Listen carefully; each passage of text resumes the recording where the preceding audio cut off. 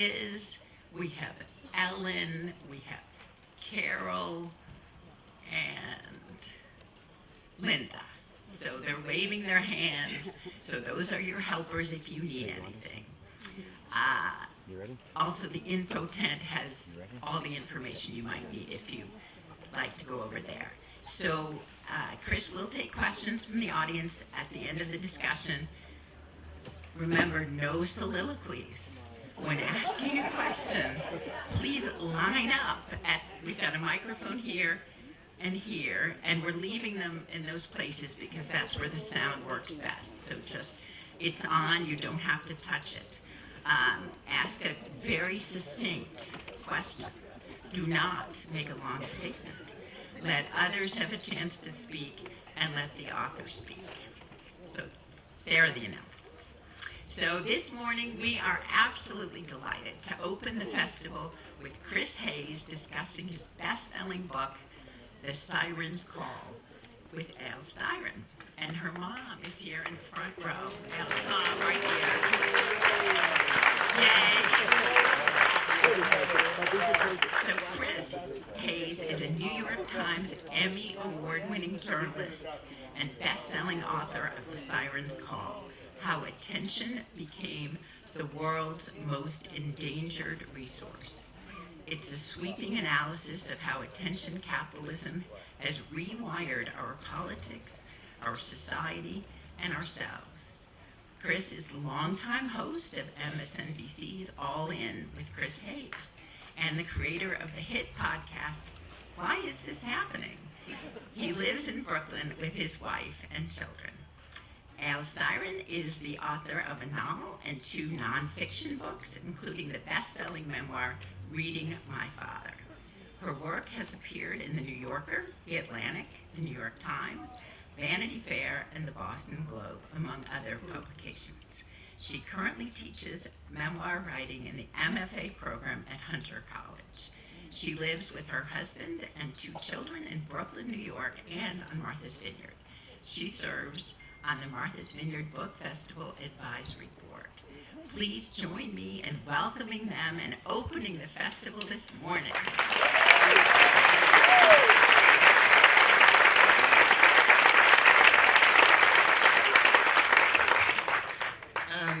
Welcome, everyone. Thank you for that introduction.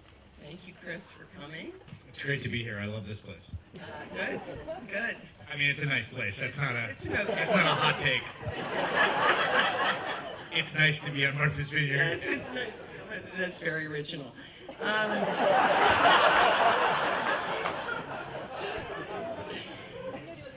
I encourage all of you, which you will want to after this interview, to read The Sirens Call, although I caution you, you will never look at your phone the same way again.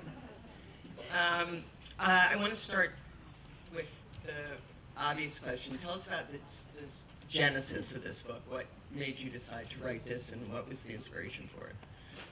I think there's a few different factors. I mean, the first is just my job. I host a television show, and one of the things that I've learned, I've now been doing it for 12 years. I've been hosting a show in some way for 14 years, but I've been hosting this show at 8 o'clock for 12 years. And one of the things I started to realize over the trajectory of doing that was how central attention was to what I was doing. Something I hadn't given a lot of thought to before, like, well, I'll just go and tell people what I think or what I think is important, and then they'll pay attention. But of course it doesn't really work that way. And I found myself in the practice of the craft that I do, it's like carpentry, where you iteratively develop a set of tools and techniques and sensibilities for the central thing I do, which is try to keep people's attention. That's my job. Like, to the extent that I can do that, I stay on air, and to the extent I can, I go off air. So before I'm doing anything else in my job, informing people, inspiring people, hopefully making them laugh once in a while, I like to think I'm pretty funny. before I'm doing any of that, I have to keep people's attention. And this wrestling with how to keep people's attention became a more and more central part of trying to figure out the work I was doing. So I had that. And then I also think that the experience of modern life, I think this is, in some ways, complaints about our attention have ascended to the level of like traffic or air travel. It's just like, you could talk to anyone in any situation about the phone. Like, we're always on our phones. Like, we all feel that. It's a part of, it's kind of like a bummer about modern life, right? And a sort of endemic complaint. So I was experiencing that, and then also covering Donald Trump, who I think has a kind of unbelievable kind of once in a generation feral instinct for attention.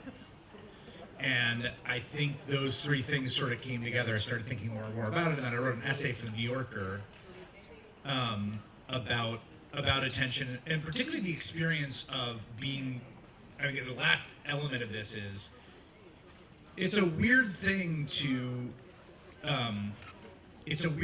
have people know who you are. So it's a very strange thing to be on the receiving end of basically attention from strangers. It's a really good way to screw you up psychologically, and partly that's because of the fact that all of the social attention that we receive in our life is in the context of actual relationships, which is to say bilateral social attention. Like, your parents pay attention to you, you pay attention to them. Your friends pay attention to you, you pay attention. And then there's a whole category of things that people you pay attention to have no idea who you are, right? Like, you're in high school and you have a crush on some singer or some movie star, right? Being the object of social attention from strangers is a strange, alien thing that you're not prepared for. And it is now available to anyone with a phone. And so all those things sort of started to come together, right, to work in the book. So we'll talk a little bit, since you're on that topic, more about that idea that it used to be exclusive to the realm of politicians, celebrities, people of note, people whose faces people recognized. You walk through the airport and you sort of glance somebody that you recognize, which is, I think, one of the things you describe.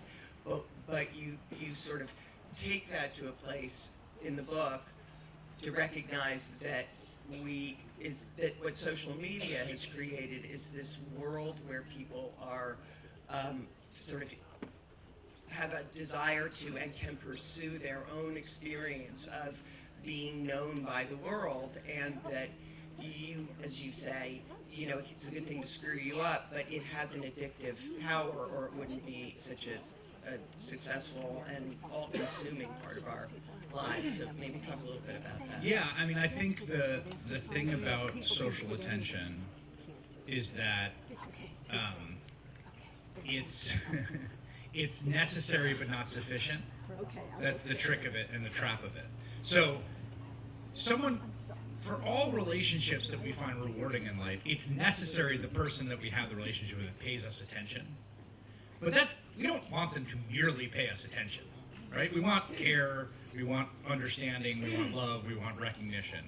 But attention is the necessary precondition for it, and what the internet is able to sort of deliver at scale is just the attention part. So it's like, I describe in the book of like a synthetic version of something real, the way that like drugs work, right? So the way a drug works is that it's a synthetic version of a receptor that you already have endogenously in your brain. That's why the drug produces the high. It can't, otherwise it wouldn't work, right? Social attention at scale on the internet is producing this sort of drug-like imitation of a thing that we desperately want. And to sort of hammer this point home, I think this is really important. The first thing we need when we come squalling into the world is another human's attention. The human infant is born more helpless than even other mammals. This has to do with like the strange way that our evolution worked, such that we can both walk upright and have enormous heads. And so the only way to work that out is the incredibly brutal process of human childbirth. which is actually way worse than it is even for other mammals, partly because of this brain size problem. And what it means is the sort of compromise that evolved is that the baby is born before it can do anything. And the fact that it's born before doing anything means that fundamentally, it fundamentally relies on others' attention longer and more than even other mammals. I mean, other mammals are walking, quite quickly. Like they move out of that state pretty quickly. So we are dependent on others' attention as a sort of central formative fact of what it is to be human. And that stuff is so powerful in us. And you now have essentially, at scale, a sort of industrialized industry to harvest dollars from that desire. And you talk about that, and you talk about the slot machine effect. Maybe describe that. Your kind of the way attention harvesters, the big tech companies, sort of take, grab, hold on to, and commodify our attention. Yeah, so there's a few different aspects of attention I talk about in the book, and I'll give like a short version here, which is just there's two particular ways to think about attention that are important, I think. So the first is voluntary attention, which is what you're all paying right now very nicely. Which is you're all volitionally here. You got up early, you got coffee, you came here, and now you're sitting and you're listening, and there's some part of your conscious will that is deciding to listen, right? Now, if someone fired a gun at the back of that tent right now, right? Everyone would immediately look over there before you got to weigh in consciously about whether you wanted to. That's just the way attention works. In fact, that's the adaptive quality of it, right? It has to work that way because if there's a predator in the bushes, like you have to be wrenched out of whatever you're paying attention to run. That involuntary attention is a deep part of our neurological wiring, right? So we have these two different parts of our attention. And those two are in tension because it's always the case that someone can take our attention away from us even if we don't want them to. Like, everyone has been on a plane with a crying baby, right? And it's like, I want to not hear it. but I can't stop it, right?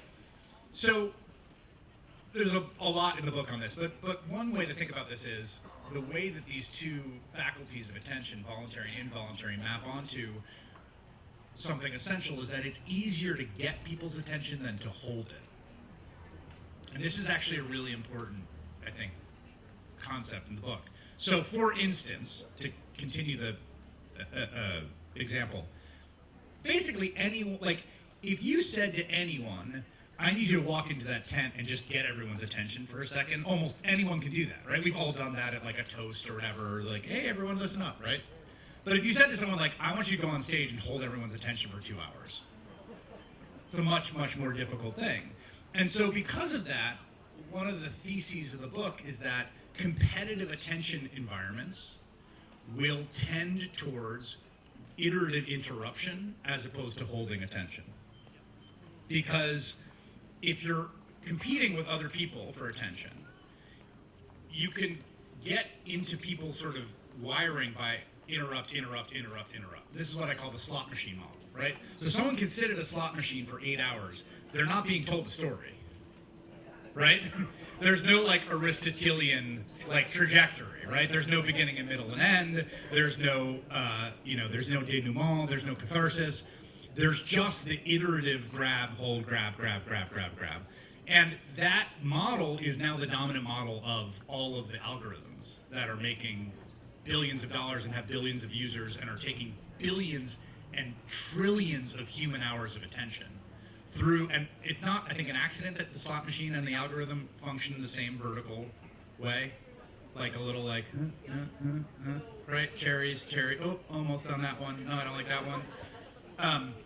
And so I think that the reason that we have the kind of model we have right now is partly because of that sort of combination of how attention capitalism functions, which are with our very deep wiring. Okay, well then now I think this is the obvious segue to the conversation about Trump in the attention age, because he's his own kind of... I love talking about Donald Trump. I It's my know. favorite. And I think everyone here hates to No, hear it's just about 10 it. ye's of my one precious Yeah, life. It's yeah. cool. It's great. And I just celebrated my 10-year anniversary of talking about this fucking guy. Excuse my language. I just cursed in front of your mom. I'm sorry. She's never heard that.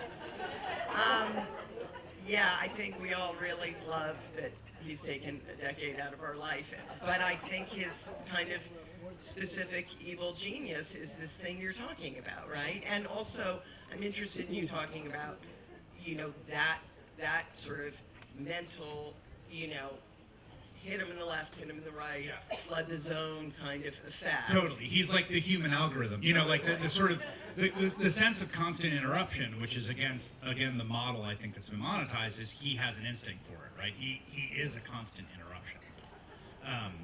And I've said this before, if anyone's ever, we've done some podcasts on this and stuff, but the key thing to understand, the key insight I think about Donald Trump is that, to go back to the point I was making before about social attention and getting attention, one of the strange things about attention as such, as a sort of social phenomenon, is that it can be either positive or negative, right? So most of the things that we want from other people, we want, like, again, recognition, love, care, affection, interest, desire, whatever we want, right? Attention can be coded across the spectrum. Like, a stranger screaming in your face is them paying attention to you. Right? It's the same as someone saying, I love you. Like, they're both attention. Now, most people don't like the stranger screaming in the face. Right? So most of us seek out positive attention to the extent. But there are certain people, because of the strangeness of their formation, who seek out negative attention. I mean, you see this in children all the time, right? This is like a very common thing with children, right? So when a child feels neglected, right, or they feel overlooked, they will seek out negative attention because they don't want negative attention, but they recognize a lack. And so they're searching for something to fill that lack, and the thing at least I can get attention, right? Everyone who's a parent has experienced that with a child. Some people never grow up to that. I mean, it's just true. Like, and in fact, if you're casting a reality show, like, that's exactly the kind of person you want to find, right? Those are the people that produce drama, is people that sort of obsessively look for and attract negative attention.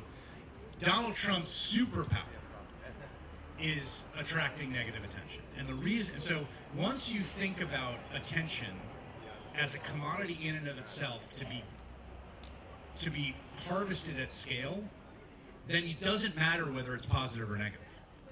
It just matters whether they're talking about you, right? That's like the P.T. Barnum, like, as long as you spell my name right?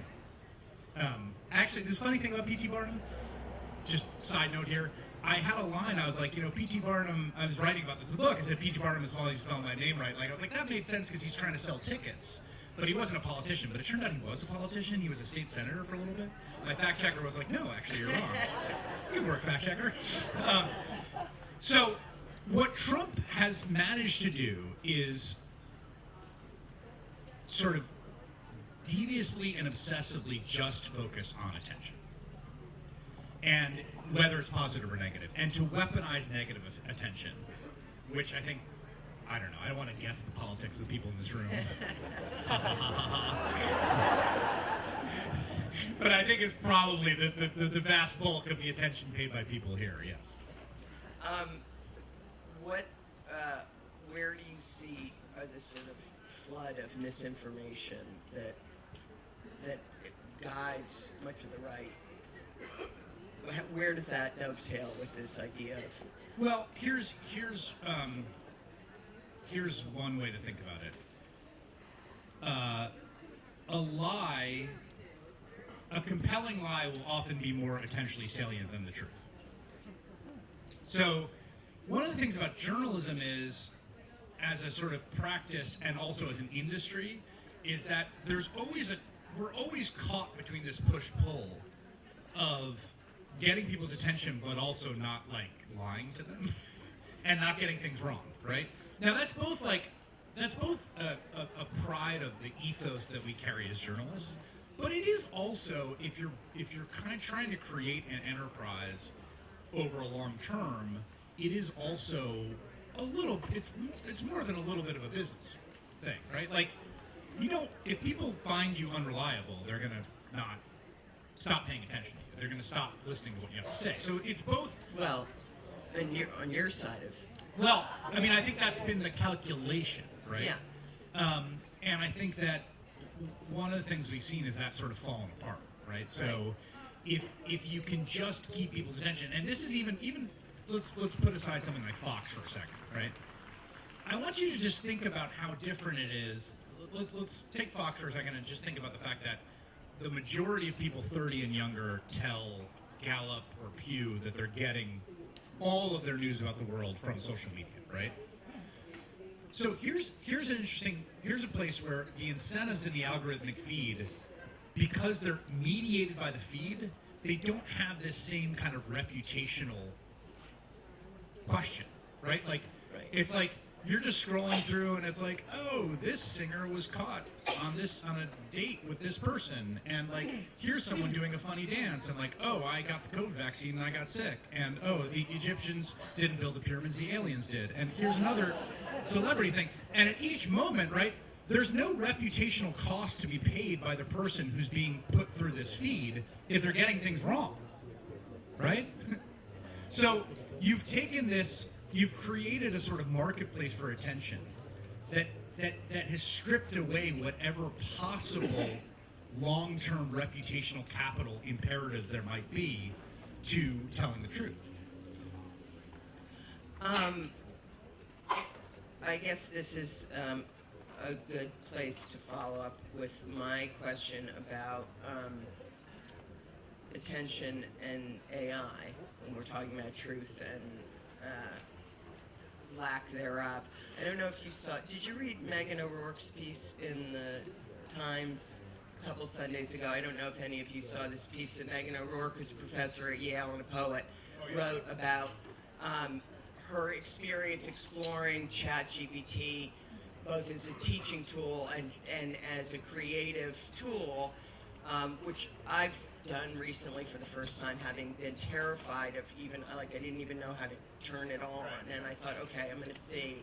And it is, it's an astonishing tool and fascinating and also terrifying. But she cites an MIT lab study that found that what they call the cognitive debt that happened when people use large language models while they're writing. They said, you can see weaker neural activity and less ownership in writing. And she uses, towards the end of the piece, that beautiful Mary Oliver poem, "Pay attention, be astonished, tell about it." And she makes the point that AI undermines the human value of attention and the individuality that flows from it. And I'm interested to know what you think about that, specifically with regard to creativity and the way our Yeah, I thought that was a fantastic piece. Yeah. And I've been trying to think more. I talk a little bit about AI in the book, but I think it's probably the next frontier of this. I have a few thoughts. I mean, one is, I think everyone has seen, and I'm sure people have college-age children here, that, like, it is being used in college campuses, obviously. And, like, who can begrudge a 19-year-old who's, like, got a paper due for 3 days from being like, all right, let's see if I can work this out, right? I mean, I think everyone's been there in some level. It's a little like, in the college setting, it's a little like getting a robot to do your workout for you. It's like, we can make robots that can lift super heavy weights, and like, you could send it to the gym and do a good workout, and then it's like, I guess, okay, well, what exactly has happened here, right? Like, now, I think it's a little hard to, it can be difficult, I think, to inculcate in people in college that you're engaged in a process here as opposed to checking a bunch of... Right. That you actually want to get in shape and not be fat. Exactly, right. That you're trying to produce some growth in yourself. I think the attentional, so on the sort of education part of that, I think that the way that I think about it, and I thought about this a lot, like, I have school-age children. I have a 13, 11, 7, right? So one of the experiences you have when you go through that is you do elementary math with your kids through, even though, like, I don't do that I'm not doing long division. I don't do long division, right? Like, I take out the calculator and I do long division that way. So at some level, you can think about certain things that AI is replacing or automating in that same way. Like, you still learn how to do long division, and then you don't do it afterwards, but you get the concepts of it. And I think there'll be certain things where certain things will be automated, and you'll still learn them in the same way that you learn certain ways of doing arithmetic. But the attentional question to me, I mean, it's so clearly bad for our attentional faculties to outsource this. I am fighting myself right now because at one level I can recognize that, like, I'm 46 years old and I'm starting to feel the tug of nostalgia and middle age, which is like things were better when I was younger. And I think it's very important to be self-aware about that impulse, because a lot of people lose that self-awareness and just say it totally unironically. You know what I mean? And it's like, wait a second. Really? The best period of time was when you were 24? Is that actually true? Do we actually think that's true? So, like, you have to maintain that self-awareness. You have to maintain that self-awareness about, like, fears of, like, change feels scary and you know, demonic in some senses. And also, like, there's a lot to be worried about with AI. Yeah. One thing I think, let me float one idea about what effect it might have. I actually think the social media platforms, there's a chance they end up being done in by AI. And here's my quick version of this. 30 or 40 years ago, when, like, you got a piece of mail, you were like, oh, mail. Now it's like, like, no one cares about the mail, because what is 95% of mail? Junk, right? Email. Like, when I was 20 and, like, you got an email, it's like, oh, my friend wrote me. Now it's like, what is 90% of email? It's spam, right? Now, why does that happen? Well, because any place that attention aggregates in mass, which is the attention of the mail, the attention of your inbox, there is an opportunity for people to abuse that attention to make money. That's what spam is, that's what junk mail is, that's what the text that you get, that's what, right? People calling you on the phone to try to sell you things, right? Any place where attention aggregates, it's like the same way that weeds and plant and, you know, crops grow in the same soil, right? Right now, attention is aggregating in these algorithmic feeds in social media.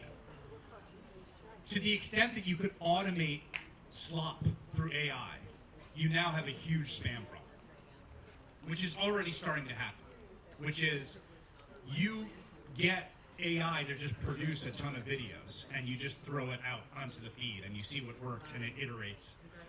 And I think you may start to have a real spam problem in the feed that actually starts to be an actual problem for the platforms. I mean, it's maybe redundant to say, but I mean, what's so terrifying about that is it's not just your social media feed, but it's the entire construct of reality and information. That, I mean, it's like, where do we pay attention if we have, if there's no basis for? I mean, there's already the beginnings of this, and I don't know how big a TikTok viewing crew this tent is, but there's clearly this stuff that's already starting to infiltrate the feed, like an amputated baby singing a song next to Jesus.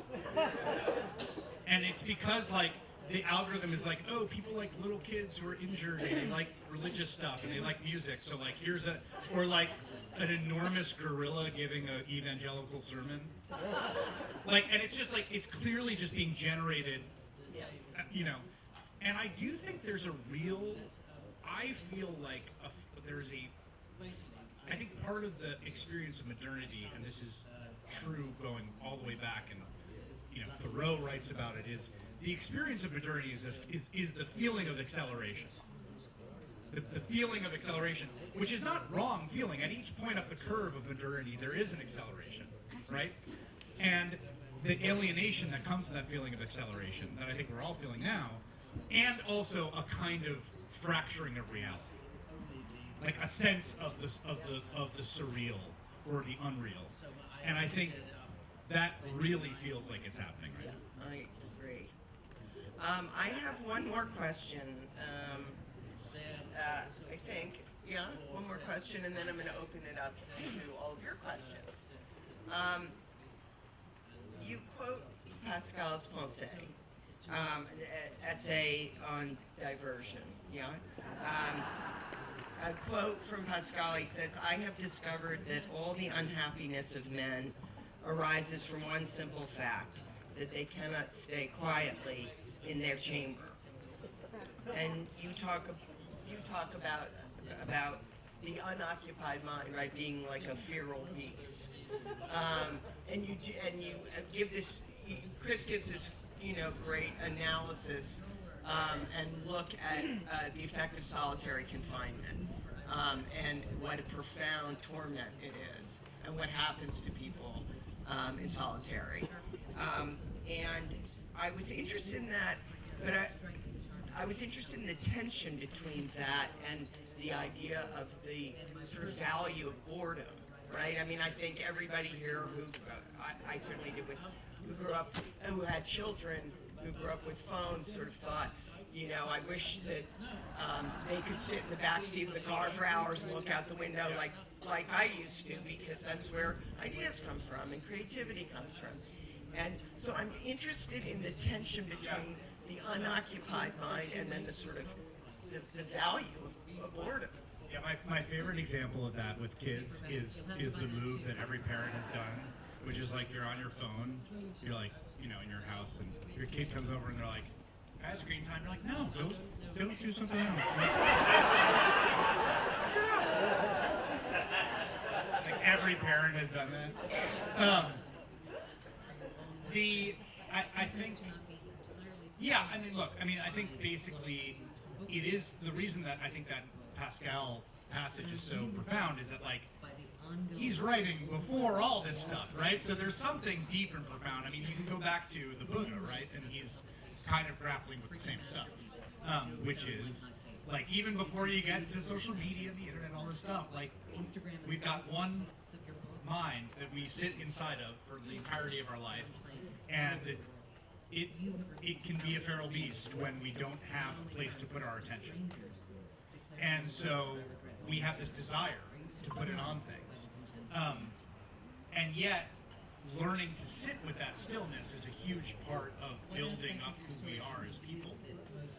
I think in the case of solitary, it's just no one can deal with too much of it, right? Like, so we need some healthy balance, which is to say, you can't be by yourself in your own thoughts all the time, unless, there's some people that choose to do that as monks or spiritual folks in some way. But you do need a certain amount. And I think one of the things, like, one of the people ask what the takeaways from the book is, and one of the things which I'm sort of bad at, frankly, but one of the takeaways I think is, I really try to spend like 20 to 30 minutes every day just with my thoughts. Like, no podcast, just, because that's a thing we used to do all the time. It's where some of our best thinking happens. I think you even process things about your emotional life that way, like this sort of ruminative thing that happens. And that mental space of just being alone with your own thoughts has really gone away. Yeah. And partly because it's a little like, it is a little like exercise, where it like can be a little unpleasant, and it is a little bit of work, but it also is rewarding. Yeah. And I think trying to reclaim that for ourselves is really important. Yeah. I think it would be nice to open up the floor to questions from you all.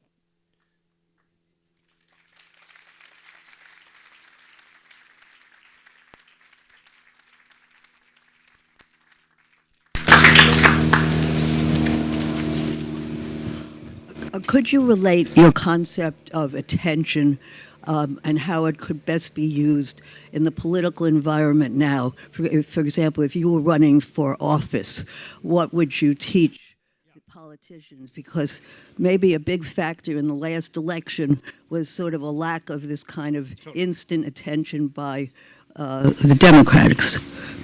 It's a great question. So what would you say to politicians about the implications of this sort of attentional framework? And the first thing I would say is that you have to be less scared of negative attention, and you have to be more active in courting attention. And this is something Democratic politicians and Democratic staffers are not good at. Most politicians, if given an opportunity between getting negative attention or no attention, will choose no attention. They don't want bad news cycles. But what that makes you is risk averse, and it makes you like not want to say yes to interviews because like maybe that interview will go wrong, or maybe I'll get into a fight with that person, or maybe I'll have a gaffe. And one of the things that Democratic politicians have to get over is that instinct. And I'll tell you a person who got over that is Zohran Mamdani. Because Zohran Mamdani was everywhere, and he was talking to everyone, and you know what? He had some bad news cycles. Like it was not, it's not risk-free. Donald Trump has a lot of bad news cycles. J.D. Vance had a lot of bad news cycles. Like, J.D. Vance, like the cat lady thing that he said, I think it did hurt him, right? Like, it's not, there's no free lunch here. Like, you're gonna, it's human politics. So everything is a cost-benefit calculation. But I think one of the things you're seeing Democrats sort of start to get on board with this, is you just have to go talk to people a lot. I think one of the things that happened also to understand is the formula for politics from basically the 70s or 80s on is you raise a lot of money and you run a bunch of ads.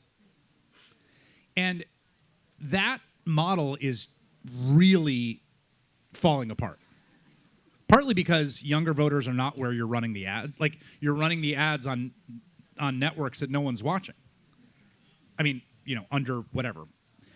So you have to then go have a theory for how you're going to get the attention of these people. And that has to be actually going to talk to people. And in a funny sort of 360-degree way, it feels weird to be like, a good quality to have as a politician is to be a good communicator. But that actually is really important. And because of how strange this raise money, run ads model is, that's not always a thing that people are recruiting candidates for, right? I mean, if you're running the DCCC and you're like, we have this swing state, you're looking who has A, the bank account, and B, the Rolodex that they can raise $5 million. Now, that's a very different question than like who is good at talking to people. Sometimes they align, but not all the time. So I think part of it is like actually looking for people that have a real talent for getting people's attention and keeping. Thanks, Chris. First, an apology. I woke up without a voice, so hopefully this works. Can you actually follow on? It's a similar question, but directed towards news organizations. I think the challenge we have today is that news organizations are these for-profit organizations, whether it's subscription or ad-supported. And so you could talk about how the business model of delivering news might be hurting the role of news organizations to inform us as citizens and voters. Yeah, it's a great question, and it's as old as the penny press. So I write in the book about Benjamin Day, who's the first person who sort of invents the modern media business model. He has the New York Sun, which he decides to charge a penny for, which means he'll lose money on every paper and make the money in advertising. So, and Benjamin Day, also the New York Sun under Benjamin Day, is the first tabloid paper. He's actually the first one who sends a reporter down to the court, and they just like record these like lurid tales of, murder, mayhem, sexual assault, all this stuff, right? He also runs at some point, like for 2 weeks, the biggest sensation in the media is like life on the moon. He says that they have some source who has a telescope who can see life on the moon, and there's like half human, half bats that like rule this kingdom there. This is on the front page of the newspaper. And the reason for this is that it sells a ton of copies. and they sell a ton of advertising. So this tension between the market for attention and what that produces in a market sense and what good journalism is literally existed from the beginning. What I would say is two things. There are different business models that are better or worse for truthfulness. Like, for instance, subscription models, I think, actually have a better set of incentives reputationally than the penny press did. Right? And that's why you have, traditionally, that's the distinction between broadsheets and tabloids. Literally, right? People subscribed to broadsheets and they bought tabloids like one-off, right? And so why do we use the adjective tabloid to describe a story as lurid or maybe not true? It's because the business model of a tabloid is just to get your attention that moment and get you to pick it up. But a paper you're subscribing to, you have a relationship to how good a paper they are. So one thing to think about is different kinds of business models can produce better or worse journalism. The other thing to think about is non-market sources of journalism. Meaning, until 3 days ago, the Coalition for Public Broadcasting, ProPublica, Reporting for America, which I talked to the guy who started that, who's here yesterday, Charlie Sennett. So I think there's two ways to think is trying to structure markets so that they produce the best kind of journalism rather than the worst, and also looking for forms of journalism that are totally detached from market incentives. Hi, thank you very much. As a retired obstetrician, I loved your description of childbirth and what happens. But in that concrete sense, you're a parent and you understand media and screen time and all of that. What's your philosophy for your own children regarding all of these devices that grab their attention? You know, I'm down in the muck with everyone. Like we're wrestling it out. You know, we try to I can get into specifics, but like my 13-year-old has a phone, but we don't let her have social media. But then she advocated to get Snapchat because she sort of argued it was a messaging platform. And then I held out, but then I gave in. You know, like every parent. I mean, one thing that I think actually is, one thing I will say about this is, I actually think, and I write about this in the book, I think it's useful to distinguish different forms of being on the phone. So like a lot of what my 13-year-old does, for instance, one thing she does a lot is she will sit on FaceTime and do homework with a friend. And like to me, I'm like, that's totally fine. Like I used to sit on the phone in 7th grade for 3 hours a day. And that's like pro-social development. You know what I mean? Like that's very different than like posting selfies and looking for the likes, right? So, and I think this is true too about like group chatting and chatting. What that can have its own pathologies, to be clear, right? But those pathologies are different than the market-selected pathologies of competing in an algorithmic social media environment.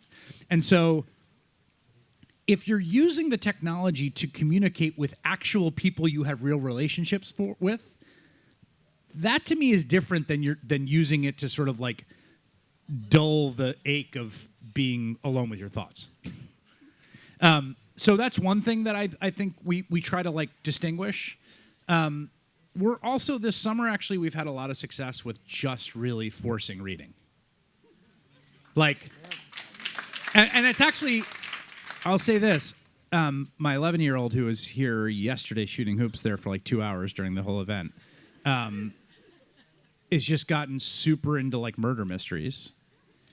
And I'm just like, I will buy you every murder mystery that has ever been. No, I mean, really, like, oh, you're done with this one? Like, let's go, like, literally, let's go to the bookstore. Like, what's another one you want? I mean, you know, really trying to encourage. And so my oldest is like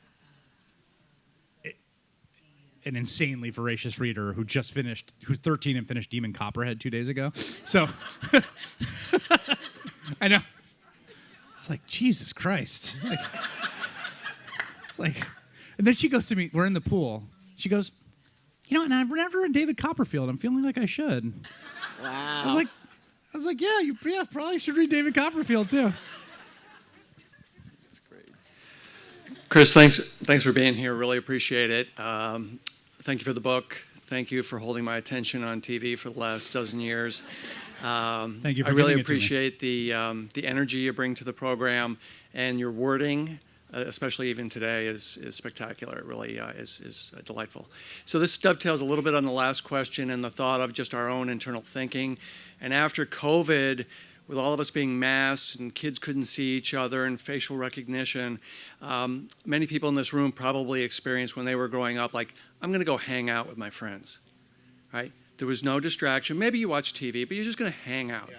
So question for the group or you, what would you recommend we do as a society just to hang out? Yeah, I love that question because I think it's actually like the most important thing, not just for kids, is bringing back hanging out. And one of the things that's interesting about this, I mean, Jonathan Haidt book, which I'm sure you've all heard of, it's been on the bestseller list for like 19 years. He talks a lot about this, right? And it's something that we really encourage with our kids. We've been very lucky, like with my middle child, like he's got this like crew of friends in the neighborhood, and he's 11, but we'll let him just go hang out in the neighborhood. We live in New York City. He goes to the park. He'll walk home by himself. Sometimes I have to like text another parent to be like, "Have you seen my son? Like, is anyone caught wind of David?" Like, I think hanging out is really important, but I also think one of the things that happens with this theme is this desire to project it onto kids when we're having the problem too. You know what I mean? Like it's like that moment with the kid where it's like, don't look at your screen. Like it's all for us too. And I think that's true about hanging out. Like I think that like the particularities of particularly how American society functions, and I think this is particularly a pathology in like certain very like educated and fairly affluent quarters of like this kind of cult of busyness, and there's not a lot of free time, there's not a lot of social time, and like this is the thing that people always say, right, when they go to other places, when they travel abroad, wherever it is, like Brazil,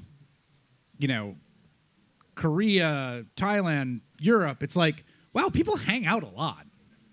Like, a lot more than we do. Like, it's sort of like ritual. Like, and I do think, actually, this is like an incredibly important thing for us to... And the problem with it, too, is that you can't do it unilaterally.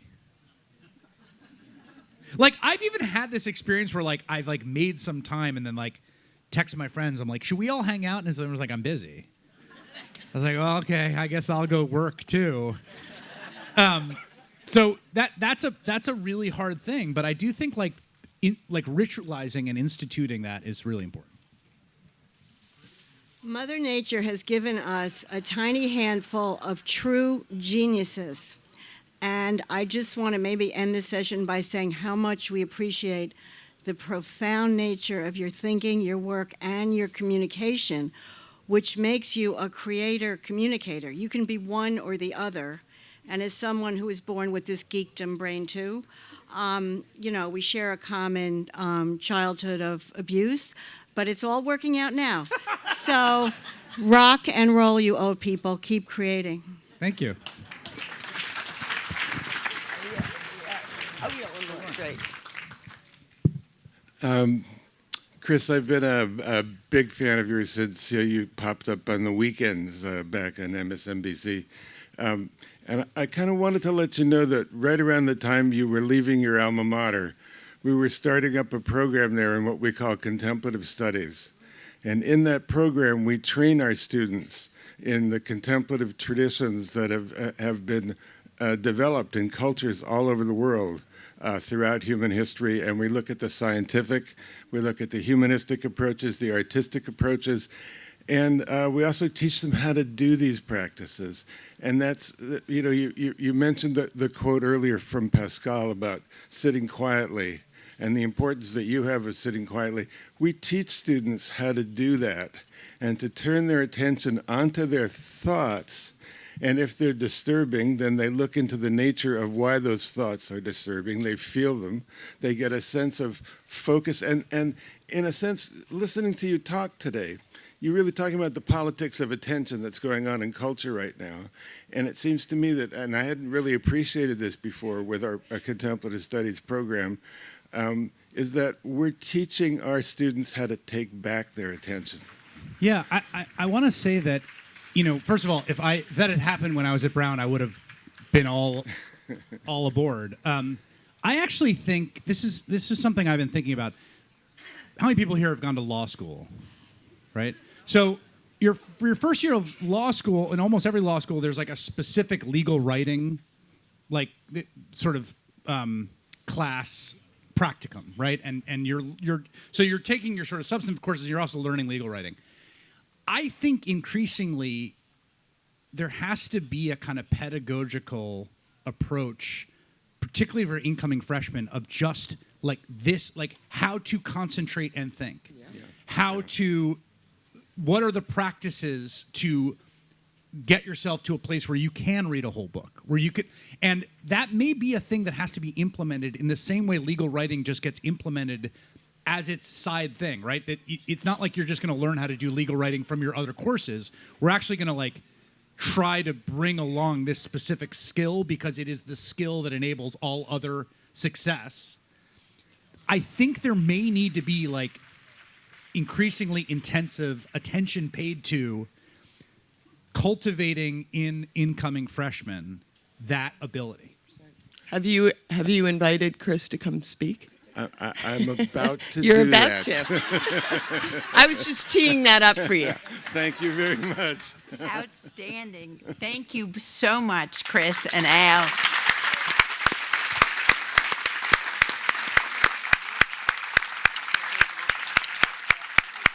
That was truly outstanding. Chris's book is available for sale in the book sales tent. He will be signing copies of his book right now over in the book signing tent. And we will very shortly begin with Wally Lamb.